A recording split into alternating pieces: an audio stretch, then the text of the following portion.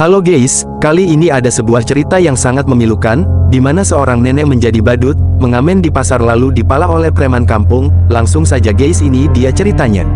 Di sebuah kota kecil, hiduplah seorang nenek tua bernama Bu Nani. Setiap hari, Bu Nani mencari nafkah dengan menjadi pengamen di pasar. Suaranya yang lembut dan senyumnya yang ramah membuat banyak orang iba dan memberinya sedikit uang receh. Namun, usia Bu Nani yang semakin tua membuatnya kesulitan untuk bernyanyi seperti dulu, dan penghasilannya pun semakin berkurang. Suatu hari, ketika Bu Nani tengah berjalan pulang, ia melihat sebuah kostum badut yang tergeletak di pinggir jalan. Terbersit ide di benaknya untuk mencoba peruntungan baru sebagai badut jalanan. Ia berharap dengan mengenakan kostum tersebut, ia bisa menarik perhatian lebih banyak orang dan mendapatkan uang lebih banyak.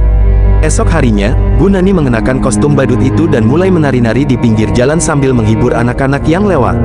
Namun, nasib tak selalu berpihak padanya. Ketika Bu Nani sedang asyik menghibur sekelompok anak, seorang preman kampung bernama Joko mendekatinya. Joko terkenal kejam dan sering memeras para pedagang di pasar.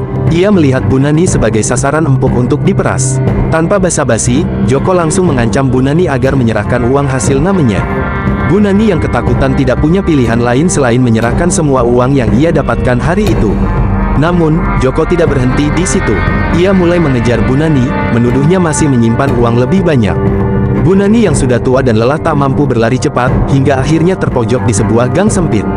Dengan tangan gemetar, Bu Nani merogoh saku kostum badutnya dan memberikan uang yang tersisa pada Joko. Preman itu pun tertawa puas sebelum akhirnya meninggalkan Bu Nani sendirian. Setelah Joko pergi, Bu Nani duduk terdiam di gang tersebut.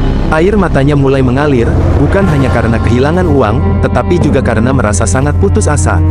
Namun, di tengah keputusasaan itu, Bu Nani memutuskan bahwa ia tidak akan menyerah. Dengan sisa-sisa tenaga yang ada, ia bangkit berdiri, membersihkan air matanya, dan kembali ke jalan. Meskipun berat, ia tahu bahwa hidup harus terus berjalan, dan ia akan terus berjuang dengan cara apapun yang ia bisa. Itulah tadi ceritanya, jangan lupa like, komen, dan subscribe. Terima kasih, sampai jumpa kembali.